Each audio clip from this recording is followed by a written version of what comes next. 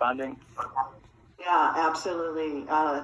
Another area of great concern to dental hygiene students, to dental hygiene educators, and to the profession as a whole. And no easy answers here, but let me try to walk through a couple of the pieces of the puzzle here.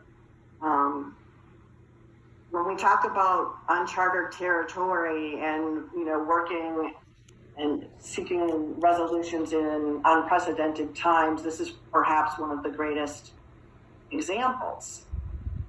I'll try to break each of these areas or groups down a little bit and explain kind of how they need to fit together. The dental hygiene education programs, many of whom, and the students, many of those students were slated to graduate within weeks or a few months of ending their programs.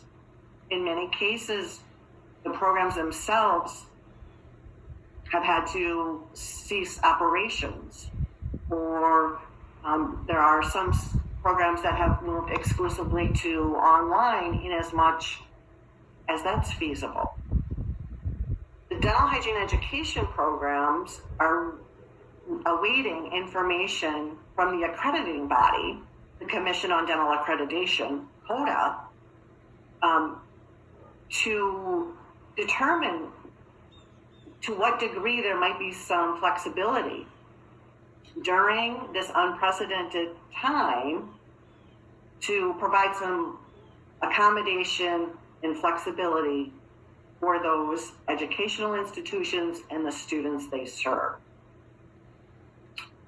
That conversation is underway, and we expect that very soon, middle of April, that CODA will be issuing some further guidance to the educational programs in order that they be given some further direction on what that flexibility might look like, or what some parameters might be.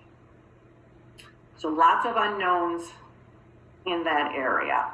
Unknowns at the college and university level as well, in terms of whether or not programs in schools will be opening up and when.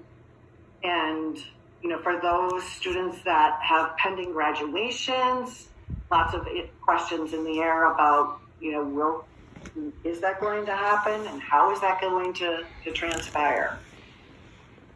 On top of all of that, many students have already signed up to take their examinations, and the examining organizations, those examining testing centers, are closed. Many of them have yet to identify a date certain where they will reopen. So that's a big unknown.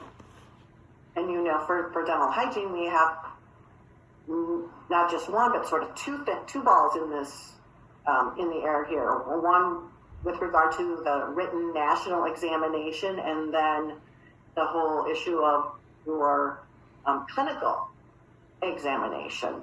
So lots of unknown, and rightly so. A lot of questions and a lot of angst, and we hear you regarding that, absolutely.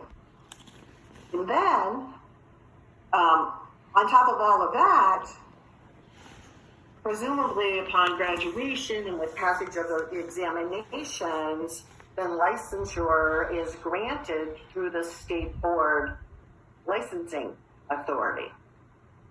So lots of questions there with regard to what kind of flexibility might be afforded, what kind of accommodations might be considered to be made at this time during this pandemic. On top of that, in many cases, the governor comes into play because of statutory requirements that impact the flexibility and the authority of the state dental boards. So with all of that, there's a lot of moving pieces here and just a dearth of unanswered questions. I can assure you, we have been in communication with CODA. We are in communication. We are starting, let me rephrase that, we are putting together a plan whereby we can engage all of you in some of these efforts, much like we did with our earlier campaign and the earlier campaign to the governors.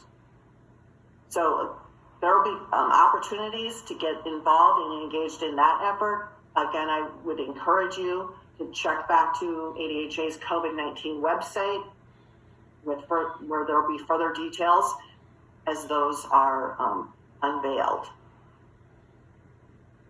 So JT, I know that I wasn't able to give